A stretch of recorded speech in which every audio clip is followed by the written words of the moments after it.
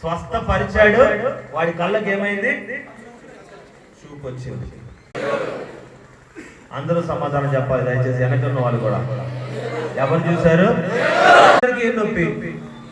వాడికి ఏం బాధ మనం ప్రార్థన చేస్తే? వాడికి ఏం బాధ మనం తాగుడు మానేస్తే? ఏం బాధ మనం బాగుపడితే? అర్థమవుతుందా మీకు? చిన్న విషయం కాన్సెప్ట్ చెప్తారు. ఏ ఒక్కడు కూడా వీడి దగ్గరకు వచ్చి అరే గుడ్డోడా నీకు నేను దేవుణ్ణి ప్రార్థన చేసి నీ కళ్ళు ఇప్పిస్తా అని అన్నాడా?